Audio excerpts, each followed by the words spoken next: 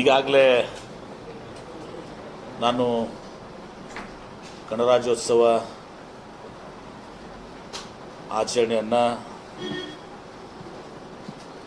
ಇವತ್ತು ರಾಷ್ಟ್ರಧ್ವಜವನ್ನು ಹಾರಿಸುವ ಮೂಲಕ ಡಾಕ್ಟರ್ ಬಾಬಾ ಸಾಹೇಬ್ ಅಂಬೇಡ್ಕರ್ ಕ್ರೀಡಾಂಗಣದಲ್ಲಿ ಎಲ್ಲರನ್ನ ಉದ್ದೇಶಿಸಿ ಮಾತನಾಡಿದ್ದೇನೆ. ಪ್ರಮುಖವಾಗಿ ವಿಜಯಪುರ ಜಿಲ್ಲೆ ಬಸವ ಜನ್ಮಭೂಮಿ. ಇದು ವಿಶ್ವಗುರು ಸಾಂಸ್ಕೃತಿಕ ನಾಯಕ ಬಸವಣ್ಣವ್ರಿಗೆ ಜನ್ಮ ನೀಡಿದಂಥ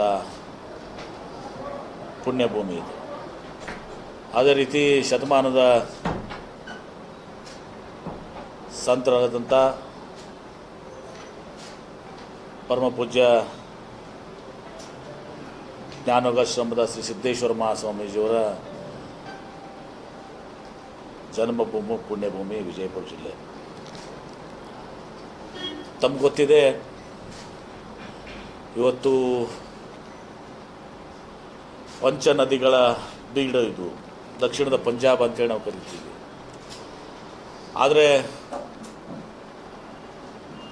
ಭಾಳ ವರ್ಷಗಳ ಕಾಲ, ಅನೇಕ ದಶಕಗಳ ಕಾಲ ನಾವು ಬರಗಾಲದ ಜಿಲ್ಲೆ, ಹಿಂದುಳಿದ ಜಿಲ್ಲೆ ಅಂತ ಹಣೆ ಪಟ್ಕೊಂಡಿದ್ದೀವಿ.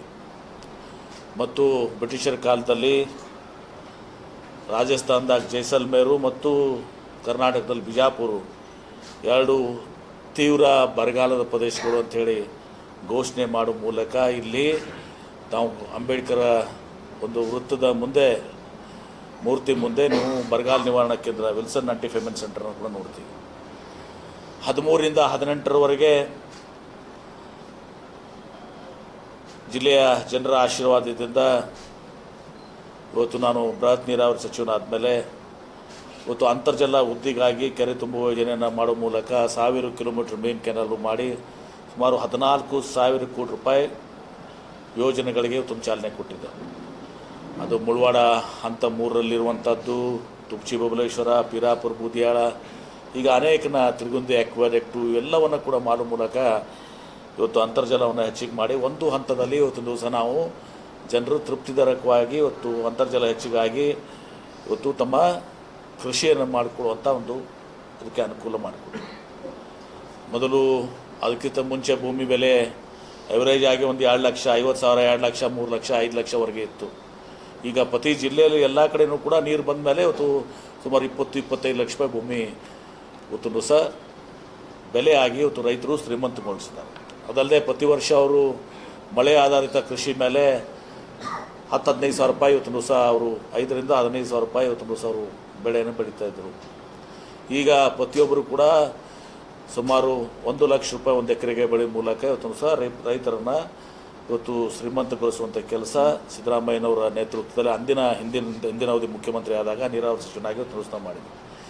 ಈಗ 2ನೇ ಹಂತ, ಈಗ ಅದು ಗೆಜೆಟ್ ನೋಟಿಫಿಕೇಷನ್ ಆಗಬೇಕು. 2010ರಲ್ಲಿ ತೀರ್ಪು ಬಂದು 13ರಲ್ಲಿ ಸ್ಪಷ್ಟೀಕರಣ ಅರ್ಜಿ ಬಂದು ಕೃಷ್ಣಾ ನ್ಯಾಯಾಧಿಕರಣ ತೀರ್ಪು 2 ಅಂತಿಮಗೊಂಡರೂ ಕೂಡ ಇವತ್ತು ಇಲ್ಲಿವರೆಗೆ ಕೇಂದ್ರ ಸರ್ಕಾರದಿಂದ ಗೆಜೆಟ್ ನೋಟಿಫಿಕೇಷನ್ ಆಗಿಲ್ಲ.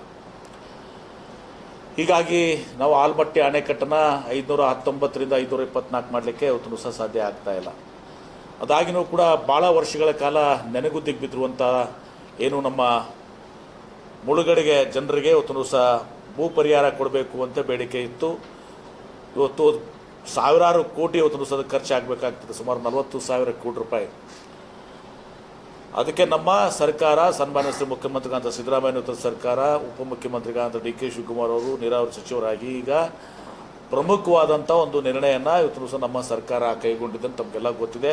40 ಲಕ್ಷ ರೂಪಾಯಿ ಇವತ್ತು ನೀರಾವರಿ ಭೂಮಿಗೆ, 30 ಲಕ್ಷ ರೂಪಾಯಿ ಇವತ್ತು ದಿವಸ ಒಣ ಭೂಮಿಗೆ ಕೊಡುವ ಮೂಲಕ ಮತ್ತು ಕೆನಾಲ್ ನೆಟ್ವರ್ಕ್ನಲ್ಲಿ 30 ಲಕ್ಷ ಮತ್ತು 20 ಲಕ್ಷ ಕೊಡುವ ಮೂಲಕ ಒಂದು ಐತಿಹಾಸಿಕ ನಿರ್ಣಯವನ್ನು ಕೈಗೊಂಡು ಸುಮಾರು 40,000 ಕೋಟಿ ರೂಪಾಯಿ ಅಷ್ಟು ಒಂದು ದಿವಸ ರೈತರಿಗೆ ಭೂ ಸ್ವಾಧೀನದ ಪರಿಹಾರನ ನಾವು ಕೊಡ್ತಾ ಇದ್ದೀವಿ. ಸುಮಾರು 75,000 ಎಕರೆ ಮತ್ತು ಕೆನಾಲ್ ನೆಟ್ವರ್ಕ್ಸ್ಗೆ. ಇನ್ನು ಉಳಿಯುವಂಥದ್ದು, ಬಾಕಿ ಉಳಿಯುವಂಥದ್ದು ಕೇವಲ 20 ಹಳ್ಳಿಗಳ ಸ್ಥಳಾಂತರ. ಅದಕ್ಕೆ ಪರ್ಯಾಯ ವ್ಯವಸ್ಥೆಯನ್ನು ಕೂಡ ನಾವು ಮಾಡ್ಕೋತಾ ಇದ್ದೀವಿ. ಯಾಕಂದರೆ ಅಲ್ಲಿ ಭೂಮಿ ಬೆಲೆ ಸುಮಾರು ಬಾಗಲಕೋಟೆನಲ್ಲಿ 23 ಕೋಟಿ, ವಿಜಯಪುರನಲ್ಲಿ ಸುಮಾರು 10.5 ಕೋಟಿ. ಹೀಗೆ ಈ ಲ್ಯಾಂಡ್ ಅಕ್ವಿಷನ್ ಏನು ಭೂಮಿ ಮಾಡ್ತೀವಲ್ಲಿ ಭಾಳಷ್ಟು ಒಂದು ಅವೈಜ್ಞಾನಿಕವಾಗಿ ಮತ್ತು ಅನೇಕ ವಿಚಾರಗಳು ಕೂಡ ನಮ್ಮ ಗಮನಕ್ಕೆ ಬಂದಿದ್ದಾವೆ. ಅಲ್ಲಿ ಪರ್ಯಾಯವಾಗಿ ಇವತ್ತೊಂದು ಸಹ ಇದನ್ನು ಮುಗಿದ ಮೇಲೆ ಬೇರೆ ರೀತಿಯ ಒಂದು ನಿರ್ಣಯನ ಒಟ್ಟು ರೈತರು ಏನು ಮನೆ ಪುನರ್ವಸತಿಗೊಳ್ತಾರಲ್ಲ ಆ ಜನರ ಹಿತದೃಷ್ಟಿಯಿಂದ ಒಂದು ಅತಿ ಒಳ್ಳೆಯ ನಿರ್ಣಯನ ಕೂಡ ನಾವು ಕೈಗೊಳ್ತೀವಿ. ಅದು ಅವರಿಗೆ ನಾವು ಸ್ಥಳಾಂತರ ಮಾಡುವಂಥದ್ದು ಇರ್ಬೋದು ಅಥವಾ ಇನ್ನೊಂದು ಅಭಿಪ್ರಾಯಗಳು ಕೆಲವೊಂದು ಅವರಿಗೆ ಹಣವನ್ನು ಯಾವ ರೀತಿ ನಾವು ಪರಿಹಾರ ಕೊಡ್ತೀವಿ, ಹಣ ಕೊಟ್ಬಿಟ್ರೆ ಅವ್ರು ಎಲ್ಲಿ ಬೇಕಾದ್ರೆ ತೊಗೊಳ್ಳಿ, ಜಮಖಂಡಿ ಆಗಿರೋ ತೊಗೊಳ್ಳಿ, ಬೀಳಿಗೆ ಆಗಿರೋ ತೊಗೊಳ್ಳಿ, ವಿಜಯಪುರದಾಗ ತೊಗೊಳ್ಳಿ, ಬೆಳಗಾವಿನಾಗ ತೊಗೊಳ್ಳಿ, ಅಥವಾ ತೋಟದಾಗಲೇ ಕಟ್ಕೊಳ್ಳಿ ಅಂಥೇಳಿ ಇದು ಮಾಡೋ ಮೂಲಕ ಏನು ಇದು ಒಂದು ನೆಕ್ಸಸ್ ಇದೆ ಇವತ್ತು ಇದರಲ್ಲಿ ಈ ಭೂ ಸ್ವಾಧೀನದಲ್ಲಿ ಪುನರ್ವಸತಿ ಸಲುವಾಗಿ ಮಾತ್ರ ಹೇಳ್ತಾ ಇದ್ದೆ ನಾನು, ಪುನರ್ವಸತಿಗೆ ಮಾತ್ರ ಅದನ್ನು ಮುರಿಯುವಂಥ ಕೆಲಸವನ್ನು ಮಾಡ್ತೀವಿ. ಹೀಗಾಗಿ ಭಾಳ ಐತಿಹಾಸಿಕ ನಿರ್ಣಯನ ನಮ್ಮ ಸರ್ಕಾರ ತಗೊಂಡಿದೆ. ಇನ್ನು ಉಳಿದಂಥದ್ದು ಪಂಚ ಗ್ಯಾರಂಟಿಗಳ ವಿಚಾರ ಬಗ್ಗೆ ನಾನು ಈಗಾಗಲೇ ಹೇಳಿದ್ದೀನಿ. ಇವತ್ತು ವಿಜಯಪುರ ಜಿಲ್ಲೆಯಲ್ಲಿ ಸುಮಾರು 3,788 ಕೋಟಿ ರೂಪಾಯಿ 44 ಲಕ್ಷಕ್ಕನ್ನು ಇವತ್ತು ಸಹ ಈ ಪಂಚ ಗ್ಯಾರಂಟಿಗಳ ಮೂಲಕ ನಾವು ಖರ್ಚು ಮಾಡಿದ್ದೀವಿ. ಎಷ್ಟಂದರೆ 3,788 ಕೋಟಿ 44 ಲಕ್ಷ ರೂಪಾಯಿ ಸಹ ಖರ್ಚು ಮಾಡಿದ್ದೀವಿ. ಮತ್ತು ಈಗಾಗಲೇ ಹೇಳಿದ್ದೀವಿ ವಿಜಯಪುರ ನಗರ ಪಾಲಿಕೆ ಮಹಾನಗರಕ್ಕೆ ಸುಮಾರು 340 ಕೋಟಿ ರೂಪಾಯಿನ ನಾವು ಕೊಟ್ಟಿದ್ದೀವಿ. ಅದೇ ರೀತಿ ಇವತ್ತು ಈ ಅನೇಕ ಯೋಜನೆಗಳಲ್ಲಿ ಕೂಡ ನಾವು ಹಣವನ್ನು ಕೊಟ್ಟಿದ್ದೀವಿ. ಜಲಧಾರಲ್ಲೇ ಸುಮಾರು 3,059 ಕೋಟಿ, ಒಟ್ಟು 1,864 ಕೋಟಿ ರೂಪಾಯಿಗೆ ಖರ್ಚು ಮಾಡಿದ್ದೀವಿ. ಆಮೇಲೆ ಈ ಭಾಳ ವರ್ಷಗಳ ಕಾಲ ಈ ಹಕ್ಕುಪತ್ರ ಈ ತಾಂಡಗಳಿಗೆ ಅದನ್ನು ಕೊಡುವಂಥದ್ದಿತ್ತು. ಏನಂತ ನಿಮ್ಮ ಕಂದಾಯ ಗ್ರಾಮವನ್ನು ಪರಿವರ್ತನೆಗೊಳಿಸೋದು, ಅದನ್ನು ಕೂಡ ಇದು ಮಾಡಿ 13,000 ಜನರಿಗೆ ನಾವು ಅದನ್ನು ಕೊಟ್ಟಿದ್ದೀವಿ. ಹೀಗೆ ಅನೇಕ ಇವತ್ತು ಸಹ ಯೋಜನೆಗಳು ಕೇವಲ ಗ್ಯಾರಂಟಿಗಳಲ್ಲದಷ್ಟೇ ಇವತ್ತು ಅನೇಕ ಅಭಿವೃದ್ಧಿಗಳನ್ನ ಮೊನ್ನೆ ಮುಖ್ಯಮಂತ್ರಿಗಳು ಬಂದಾಗ ಸುಮಾರು 700 ಕೋಟಿ ರೂಪಾಯಿಯಷ್ಟು ಇವತ್ತು ನಾವು ಕೆಲಸವನ್ನು ಮಾಡಿದ್ದೀವಿ. ಮತ್ತು ವಿಜಯಪುರ ಜಿಲ್ಲೆಯಲ್ಲಿ ಇವತ್ತು SC/ST ಹಾಸ್ಟೆಲ್ ಇರ್ಬೋದು, ಹಿಂದುಳಿದ ಹಾಸ್ಟೆಲ್ಸ್ ಇರ್ಬೋದು, ಮೈನಾರಿಟಿ ಹಾಸ್ಟೆಲ್ಸ್ ಇರ್ಬೋದು, ಮತ್ತು ಶಾಲೆಗಳನ್ನ KPS ಶಾಲೆಗಳನ್ನ ಇರ್ಬೇಕು, ಎಲ್ಲನೂ ಕೂಡ ನಾವು ಮಾಡುವಂಥ ಕೆಲಸಗಳನ್ನ ಇವತ್ತು ಮಾಡಿದ್ದೀವಿ. ಆ ಜೊತೆಗೆ ಜಿಲ್ಲಾ ಸಂಕೀರ್ಣಗೂ ಕೂಡ 2-3 ಸಾರಿ ಅದು ಭೂಮಿ ಪೂಜೆ ಮಾಡಿ ಹೋಗಿದ್ರು. ನಿಮ್ಗೆ ಗೊತ್ತಿದೆ, ಹಿಂದೆ ಭೂಮಿ ಪೂಜೆ ನಾವು ಮಾಡಿದ ಮೇಲೂ ಮತ್ತೊಮ್ಮೆ ಭೂಮಿ ಪೂಜೆ ಬೊಂಬಾಯಿಯವ್ರನ್ನ ಕರ್ಕೊಂಬಂದು ಮಾಡಿದಂಥ ಉದಾಹರಣೆ ಕೂಡ ಇದೆ. ಈಗ ನಾವು ಅದಕ್ಕೆ ಟೆಂಡರ್ ಕರೆದು ಅದಕ್ಕೆ ವರ್ಕಿಗೆ ಇದು ಮಾಡಿ ಚಾಲನೆ ಕೊಟ್ಟಿದ್ದೀವಿ. ಹೌಸಿಂಗ್ ಬೋರ್ಡ್ ಕೆಲಸ ಕೊಟ್ಟು ಕೆಲಸಕ್ಕೆ ಚಾಲನೆ ಕೊಟ್ಟಿದ್ದೀವಿ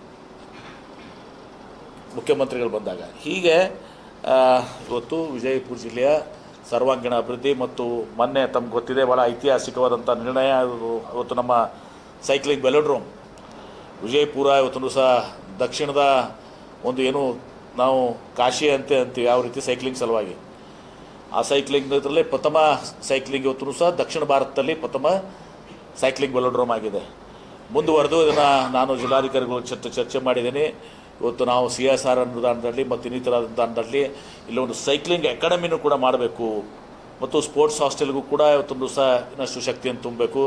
ತನ್ನ ಮೂಲಕ ಇವತ್ತೊಂದು ಸಹ ನಮ್ಮ ವಿಜಯಪುರ ಜಿಲ್ಲೆಯ ಅಂದರೆ ಅವಿಭಾಜ್ಯ ವಿಜಯಪುರ ಬಾಗಲಕೋಟೆ ಜಿಲ್ಲೆ ಜಮಖಂಡಿ ಈ ಎಲ್ಲ 2 ಜಿಲ್ಲೆಗಳ ಜನರು ಏನು ಮಕ್ಕಳು ಇವತ್ತೊಂದು ಸಹ ಸೈಕ್ಲಿಂಗ್ನಲ್ಲಿ ಇವತ್ತೊಂದು ಸಹ ರಾಷ್ಟ್ರ ಮಟ್ಟದಲ್ಲಿ, ಅಂತಾರಾಷ್ಟ್ರೀಯ ಮಟ್ಟದಲ್ಲಿ, ರಾಜ್ಯ ಮಟ್ಟದಲ್ಲಿ ಇವತ್ತೊಂದು ಸಹ ತಮ್ಮ ಪತಿಗಳನ್ನ ಇವತ್ತು ಇದು ಮಾಡಿ ತೋರಿಸಿ ಇವತ್ತು ಮೆಡಲ್ಗಳನ್ನ ಗೋಲ್ಡು, ಸಿಲ್ವರು, ಕಂಚಿನ ಮೆಡಲ್ಗಳನ್ನ ತೆಗೆದುಕೊಂಡಿದ್ದಾರೆ. ಬಹುಶಃ ಅವರಿಗೆ ಇನ್ನಷ್ಟು ಉತ್ತೇಜನ ಕೊಡುವ ದೃಷ್ಟಿಯಲ್ಲಿ ನಾವು ಕೆಲಸವನ್ನು ಇವತ್ತು ದಿವಸ ಮಾಡ್ತೀವಿ. ಒಂದು ಸೈಕ್ಲಿಂಗ್ ವೆಲೋಡ್ರೋಮನ್ನು ಕೂಡ ಇವತ್ತು ನಾವು ಮಾಡುವಂಥ ಕೆಲಸವನ್ನು ಮಾಡ್ತೀವಿ. ಹೀಗೆ ಸಮಗ್ರ ಅಭಿವೃದ್ಧಿಗೆ ಇವತ್ತು ದಿವಸ ನಾವು ಇದು ಮಾಡ್ತಾಯಿದ್ದೀವಿ. ಇವತ್ತು ಗಣರಾಜ್ಯೋತ್ಸವ ಇವತ್ತು 1950 ಜನವರಿ 26 ಇವತ್ತು ದಿವಸ ನಾವು ಪ್ರಜಾಸತ್ತಾತ್ಮಕ ಗಣತಂತ್ರದ ವ್ಯವಸ್ಥೆಗೆ ಇವತ್ತು ದಿವಸ ನಾವು ಅಳವಡಿಸಿಕೊಂಡು ಇವತ್ತು ಈ ದೇಶದ ಶ್ರೇಷ್ಠವಾದಂಥ ಸಂವಿಧಾನ, ಇದು ಕೇವಲ ನಮ್ಮ ಭಾರತ ದೇಶ ಅಷ್ಟೇ ಅಲ್ಲ, ಇಡೀ ವಿಶ್ವದಲ್ಲೇ ಒಂದು ಶ್ರೇಷ್ಠವಾದಂಥ ಸಂವಿಧಾನ.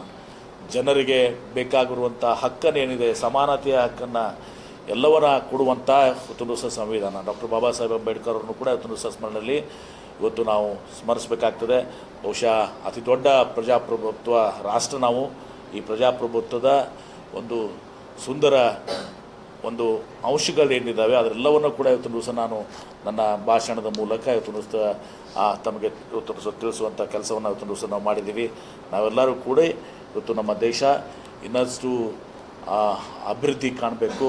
ಇವತ್ತು ದಿವಸ ಕಟ್ಟಕಡೆ ಮನುಷ್ಯನಿಗೂ ಕೂಡ ಇವತ್ತು ದಿವಸ ನಾವು ಅವ್ರಿಗೆ ಸಮೃದ್ಧಿ ಆಗಬೇಕು, ಶಿಕ್ಷಣವನ್ನು ಪಡ್ಕೋಬೇಕು, ಎಲ್ಲರ ಆರ್ಥಿಕ ಸಾಮಾಜಿಕ ಎಲ್ಲ ಒಂದು ಶಕ್ತಿನ ತುಂಬಬೇಕು ಅನ್ನುವಂಥ ಕನಸನ್ನು ಇವತ್ತು ದಿವಸ ನಾವು ಕಂಡುಕೊಂಡು ಇವತ್ತು ಕೈಗಾರಿಕೆ ಸಚಿವನಾಗಿ ಇವತ್ತು ನನ್ನ ನೀರಾವರಿ ಸಚಿವನಾಗಿದ್ದಾಗ ನನ್ನ ಶಕ್ತಿ ಮೀರಿ ಇವತ್ತು ದಿವಸ ಒಂದು ಹಂತಕ್ಕೆ ನಾವು ಇವತ್ತು ದಿವಸ ಒಂದು ಕೆಲಸವನ್ನು ಮಾಡಿದ್ವಿ ನೀರಾವರಿ ಕಾರ್ಯಗಳನ್ನ. ಈಗ ಎರಡನೇ ಇವತ್ತು ದಿವಸ ಕೈಗಾರಿಕೆ ಸಚಿವನಾಗಿಯೂ ಕೂಡ ಭಾಳಷ್ಟು ಆಶಯವನ್ನು ಇವತ್ತು ದಿವಸ ಜಿಲ್ಲೆ ಜನತೆ ಹೊಂದಿದ್ದಾರೆ. ನಾವು ಬಿಯಾಂಡ್ ಬ್ಯಾಂಗ್ಳೂರು ಪ್ರೋಗ್ರಾಮನ್ನು ಮಾಡಿ ಇವತ್ತು ಮೊನ್ನೆ ಗ್ಲೋಬಲ್ ಇನ್ವೆಸ್ಟರ್ಸ್ ಮೀಟ್ ಏನಾಯಿತು, ಜಾಗತಿಕ ಬಂಡವಾಳ ಹೂಡಿಕೆದಾರರ ಸಮಾವೇಶದಲ್ಲಿ 10,27,000 ಕೋಟಿ ರೂಪಾಯಿ ಇವತ್ತು ನಾವು ಕಮಿಟ್ಮೆಂಟ್ಸ್ ತೊಗೊಂಡಿದ್ದೀವಿ, MOU ಸೈನ್ ಮಾಡಿದ್ದೀವಿ. 10,27,000 ಕೋಟಿ ರೂಪಾಯಲ್ಲಿ ಈಗಾಗಲೇ 50% ನಾವು ಇದನ್ನು ಗ್ರೌಂಡ್ ಮಾಡಿದ್ದೀವಿ. ಅದ್ರಾಗ 60% ಉತ್ಪಾದನೆ ಕಡೆ ಇದೆ, 60% ಮ್ಯಾನುಫ್ಯಾಕ್ಚರಿಂಗ್. ಹಿಂದೆ ಎಂದೂ ಕೂಡ ಇತಿಹಾಸದಲ್ಲಿ ಈ ಥರ ಆಗಿಲ್ಲ. ಅಂದರೆ ನನ್ನ ಒಂದು ಏನಿತ್ತು 75% ಸಹ ಇವತ್ತು ಮಿನಿಮಮ್ ಆಗಿ ನಾವೇನು 10,27,000 ಕೂಡ ಅದನ್ನು ರಿಯಲೈಸ್ ಮಾಡಬೇಕು. ಕೇವಲ ಕಾಗದ ಮೇಲೆ ನಾವು ಘೋಷಣೆ ಮಾಡಿದ ಸರಿ ಇಲ್ಲ ಅಂತ ಮಾಡಿದ್ದೀನಿ. ಈಗ ದಾವೋಸ್ಗೂ ಕೂಡ ಹೋಗಿದ್ದೆ, ದಾವೋಸ್ಗೂ ಕೂಡ ಹೋಗಿದ್ದೆ. ನಿನ್ನೆ ಬಿಟ್ಟು ಮೊನ್ನೆ ನಾವು ದಾವೋಸ್ನಿಂದ ಹಿಂತಿರುಗಿದ್ದೀವಿ. ಅಲ್ಲಿನೂ ಕೂಡ ಸುಮಾರು 50-60 ಕಂಪನಿ ಜೊತೆ ನಾವು ಮಾತನಾಡಿದ್ದೀವಿ. ಅಲ್ಲಿನೂ ಒಂದು 2-3 ಕಂಪನೀಸು ನಮ್ಮ ವಿಜಯಪುರ ಜಿಲ್ಲೆಗೆ ನಾವೆಲ್ಲ ರೀತಿಯ ಸೌಲಭ್ಯಗಳನ್ನು ಕೊಡ್ತೀವಿ, ನೀರಿದೆ, ವಿದ್ಯುತ್ ಶಕ್ತಿ, ಭೂಮಿ ಎಲ್ಲವನ್ನು ಕೊಡ್ತೀವಿ. ವಿಜಯಪುರ ಜಿಲ್ಲೆಗೆ ಅವ್ರಿಗೆ ಆಹ್ವಾನ ಕೊಟ್ಟಿದ್ದೀವಿ. ಒಟ್ಟಾರೆ ನನ್ನ ಒಂದು ಅವಧಿಯಲ್ಲಿ ಕನಿಷ್ಠ ಕೆಲವೊಂದು ಮೇಜರ್ ಇಂಡಸ್ಟ್ರೀಸ್ನೂ ಕೂಡ ಇಲ್ಲಿ ಬರೋ ಮೂಲಕ ಇವತ್ತು ಆರ್ಥಿಕ ಇದಕ್ಕೆ ಮತ್ತು ಮುಖ್ಯವಾಗಿ ಇವತ್ತು ಜನರಿಗೆ ಉದ್ಯೋಗ ಸಿಗುವಂಥದ್ದು ಆಗಬೇಕು ಅನ್ನೋ ದಿಶೆಯಲ್ಲಿ ಒಂದು 5-6-7 ಯೋಜನೆಗಳನ್ನ ನಾವು ಫಾಲೋ ಅಪ್ ಮಾಡ್ತಾಯಿದ್ದೀವಿ ಜಾಗತಿಕ ಬಂಡವಾಳ ಹೂಡಿಕೆದಾರ ಸಮಾವೇಶದಲ್ಲಿ. ಮತ್ತು ಈಗಲೂ ಕೂಡ ಮೊನ್ನೆ ಡಾವೋಸ್ನಲ್ಲಿ ಬಂದಂಥದ್ದನ್ನು ಮಾಡಿ ಒಂದು ಕೆಲವೊಂದನ್ನಾದರೂ ಇಂಡಸ್ಟ್ರೀಸ್ ಇಲ್ಲಿ ರಿಯಲೈಸ್ ಆದರೆ ನೀರಾವರಿ ಜೊತೆಗೆ ಇವತ್ತು ಕೈಗಾರಿಕೆನೂ ಕೂಡ ಇದು ಆಗುವಂಥ ಕೆಲಸ ಇಲ್ಲಿ ಆಗ್ತದೆ ಅನ್ನೋ ಮಾತನ್ನು ಈ ಸಂದರ್ಭದಲ್ಲಿ ಹೇಳಬೇಕಾಗ್ತದೆ. ಇಷ್ಟು ಹೇಳಿ ಇವತ್ತು ನಾನು ನನ್ನ ಸಂಕ್ಷಿಪ್ತವಾದಂಥ ಪತ್ರಿಕಾಗೋಷ್ಠಿಯನ್ನು ಇಲ್ಲಿ ಮುಕ್ತಾಯಗೊಳಿಸ್ತೀನಿ. ಏನಾದ್ರು ಪ್ರಶ್ನೆಗಳಿದ್ದರೆ ಕೇಳ್ರಿ.